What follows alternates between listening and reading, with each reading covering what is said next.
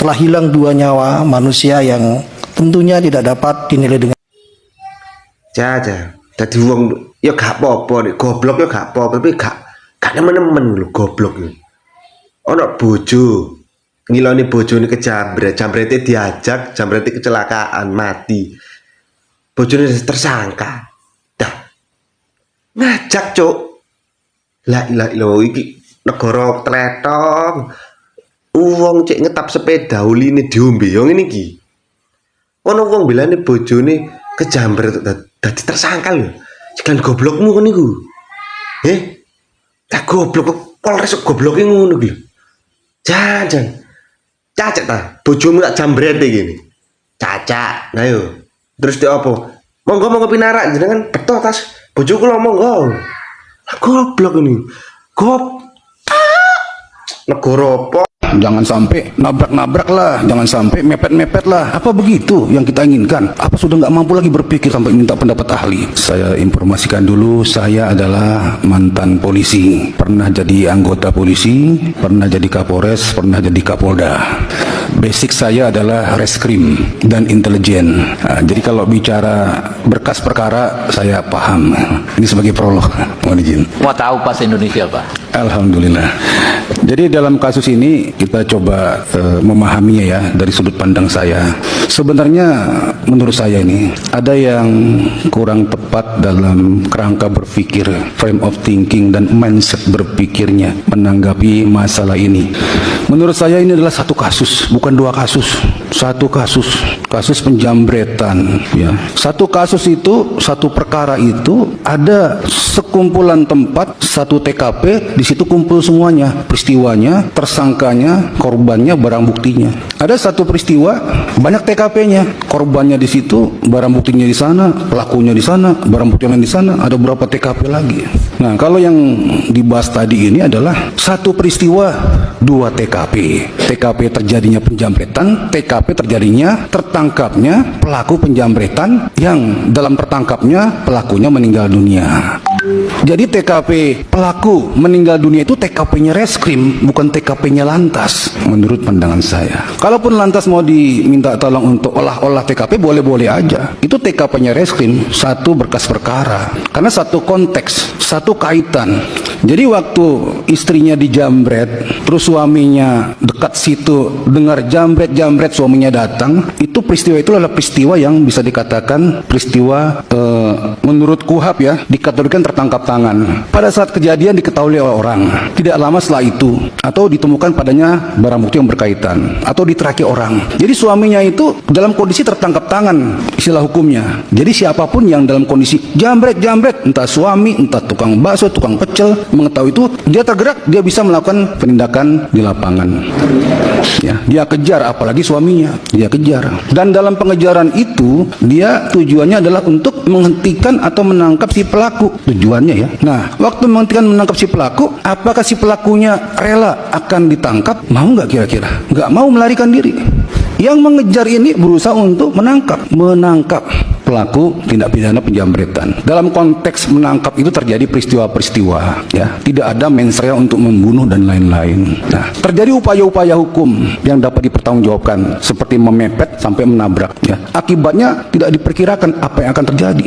Tetapi si pelaku itu tidak mengindahkan. Kalau dia mengindahkan nggak terjadi apa-apa. Atau dibalik, seharusnya yang ngejar nggak seperti itulah. Jangan sampai nabrak-nabrak lah, jangan sampai mepet-mepet lah. Apa begitu yang kita inginkan? Atau dibalik aja, lebih sopan lagi, harusnya yang ngejar itu mengawal aja, atau monggo mas silakan hati-hati di jalan, bye-bye ya, apa seperti itu ya kan? Nggak begitu. Jadi satu rangkaian. Jadi peristiwa matinya 2 penjambret itu ada konteksnya dengan kejadian penjambretan itu, bukan situasi yang terpisah ya. Satu kasus, satu berkas, satu perkara. Ini kok tiba-tiba jadi 2? Ini mindset berpikir ya, kerangka berpikir ya. Jadi kalau menurut saya sudah salah kaprah dari awal, nggak begitu penanganannya. Apalagi kalau lalu lintas ya, Mas Mulyanto ya, ini menerapkan pasal 310 ayat 1 Undang-Undang Lalu Lintas. Di sini kan ayat 4-nya ya, meninggal dunia ya. Tapi unsur pasalnya kan karena lalainya, karena alpa. Kalau mau jujur, nggak masuk unsur pasalnya. Kalau lihat peristiwanya itu bukan lalai, bukan alpa, memang ditabrak, memang dipepet, nggak ada lalai, nggak ada alpa di situ. Berarti ada upaya paksa untuk menghentikan dia, nggak kena pasal 310 itu. Makanya nggak masuk pasal lalu lintas itu dan tidak ada peristiwa lalu lintas di situ. Yang ada peristiwa hot pursuit kalau Islam meminjam bahasa modernnya lah, pengejaran itu. Ya, satu kasus, satu peristiwa. Jadi satu pasal lah, yaitu penjambretan, dan satu kasus yaitu peristiwa penjambretan. Tidak ada kasus lalu lintas di sini. Ya, satu rangkaian itu.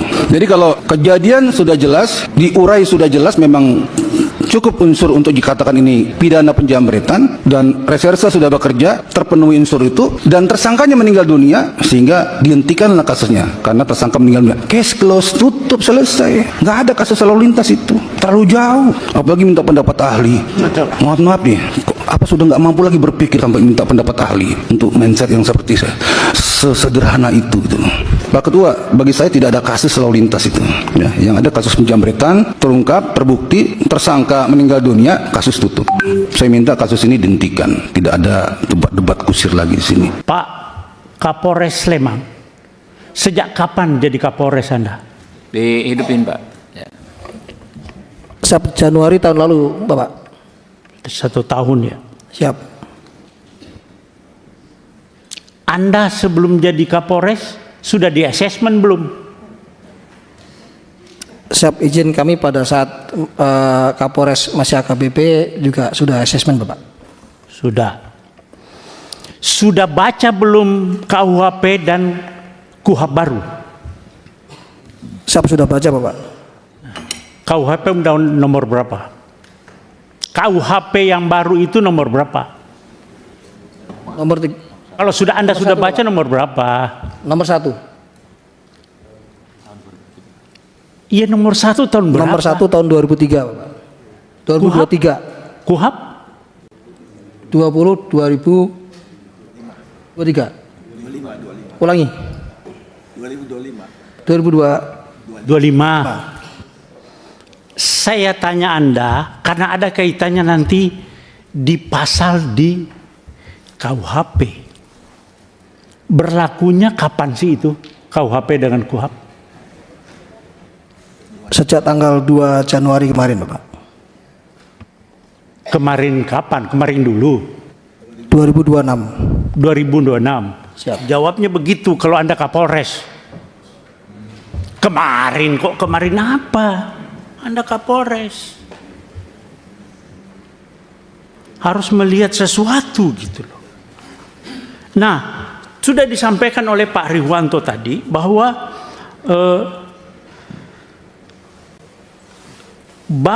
Pak Kapolres sudah baca pasal 34 KUHP. Sudah baca? Enggak. Ada di situ itu permasalahannya, Pak. Belum baca. Pasal 34 KUHP yang Undang-Undang nomor 20 tahun 2000 nomor 1 tahun 2023. Pasal 34 bawa enggak? Siap, terkait restoratif justice, Bapak. Bukan, pasal 34 KUHP. Anda itu datang ke sini tentang masalah pasal-pasal, tapi Anda tidak bawa KUHP. Kalau enggak saya pinjamkan, saya bawa nih. Bawa, Bapak. Pasal 34. Saya yang baca.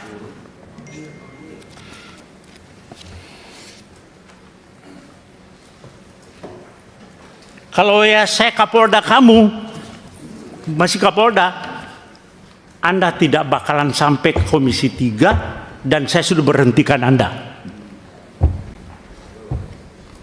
Anda kok Kapolres sudah kombes seperti itu. Bagaimana polisi ke depan?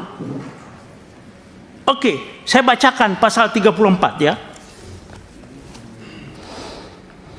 Pasal 34. Setiap orang yang terpaksa melakukan perbuatan yang dilarang tidak dipidana jika perbuatan tersebut dilakukan karena pembelaan terhadap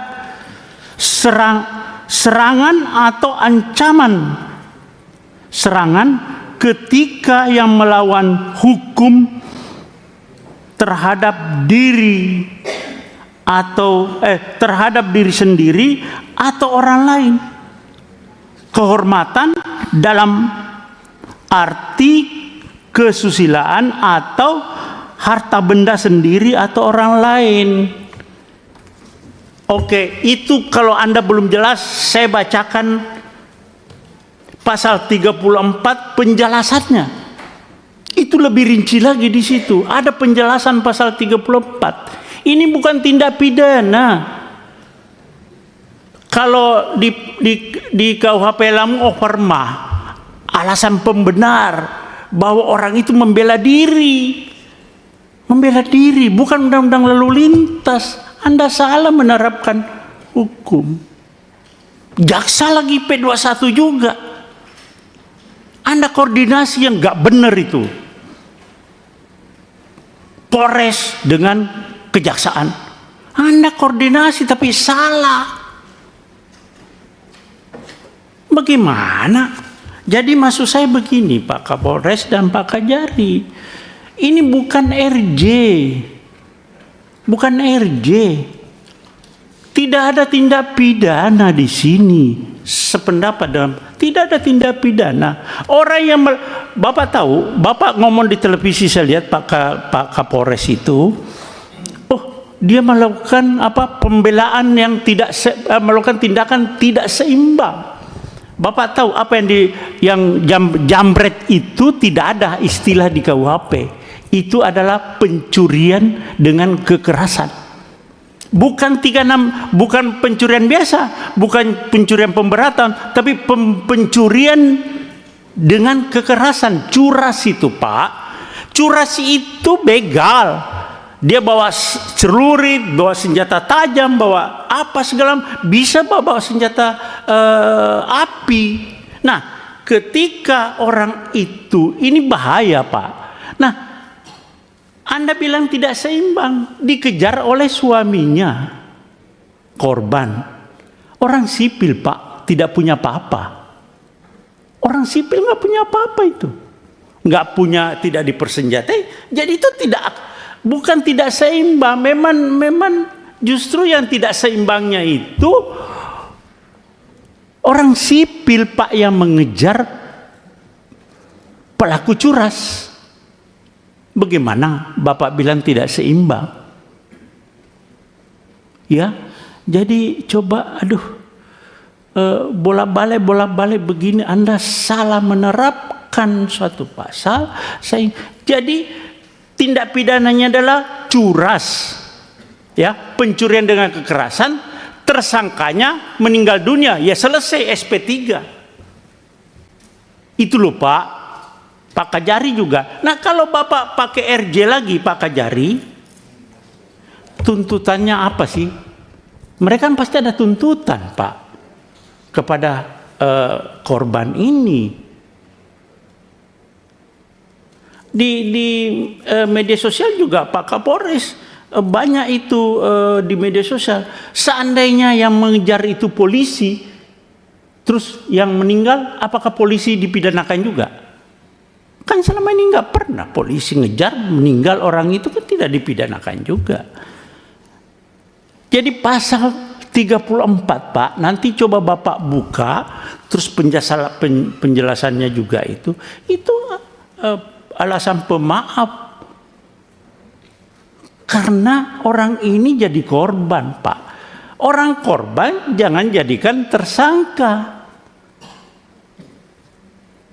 Ini kenapa Pak Kajari juga begitu, P21, langsung RJ. RJ itu ada tuntutan lagi toh Pak. Nah saya mau tanya Pak Kajari, dia minta berapa sih? Atau apa tuntutannya yang dari sana? Ya, jawab Pak. Mohon izin Bapak, jadi pada saat pertemuan di Zoom meeting pada tanggal 26 tersebut, itu sempat disampaikan oleh pihak dari Palembang melalui kuasa hukumnya. Karena saya suruh bicara sendiri, keluarga yang dalam hal ini sebagai jambret itu tidak mau Pak, tidak mau bicara, semua pokoknya melalui kuasa hukumnya. Ya bukan malah Ya, kuasa hukumnya. makanya kuasa hukumnya akhirnya menyampaikan pada forum itu, mungkin pihak keluarga daripada Pak Ogi juga tahu, itu hanya memberikan bahwa dia waktu itu biaya-biaya yang timbul seperti untuk mengantar jenazah dari Jogja ke Palembang, biaya ambulannya, terus biaya pemakamannya, dia seperti itu hanya menyampaikannya. Selanjutnya akan nanti Nilainya berapa, Pak? dia belum menyebut nilai pada saat itu, Bapak. Pada saat pertemuan Zoom meeting itu dia tidak menyebut nilai, hanya menggambarkan bahwa kan kami ada pengeluaran biaya-biaya seperti biaya ambulan, biaya pemakaman. Nah, selanjutnya pada pertemuan lanjutan pada tanggal 27 kemarin itu akhirnya antara kuasa hukum sepakat mau bertemu 4 mata besok sore di kantor Kejaksaan Negeri Oke, Sleman. cukup lanjutkan, Pak. Cukup, ya belum, masih ada. Jadi Pak Kajari dengan Pak Kapolres coba ini ya, Pak Kajari, Pak Kapolres itu sudah Sespimti atau Lemhanas? Belum? Saya belum Bapak. Sudah Sespimti? Belum Bapak. Hah? Belum. Belum. Ya udah. Maksud saya coba lebih, dan mungkin saya lihat Bapak belum tahu persis, tapi sebetulnya polisi sudah ada yang namanya overma, alasan pemaaf di KUHP yang lama. Tapi KUHP yang baru juga ada, Pak. Di pasal 34 coba Bapak baca berulang-ulang. Dan itu curas, Pak, bukan pencurian biasa. Pencurian dengan kekerasan yang resikonya tinggi sekali. Masih lumayan Bapak suaminya mau mengejar dengan punya keberanian yang cukup, Pak. Tidak semua orang mau mengejar. Nah, di dalam terjadinya pengejaran itu terjadi suatu kecelakaan begitu. Ya sudah selesai, tersangkanya meninggal dunia. Tidak ada lagi RJ. Nah, kalau Bapak RJ, tuntutannya itu nanti karena dia merasa pede.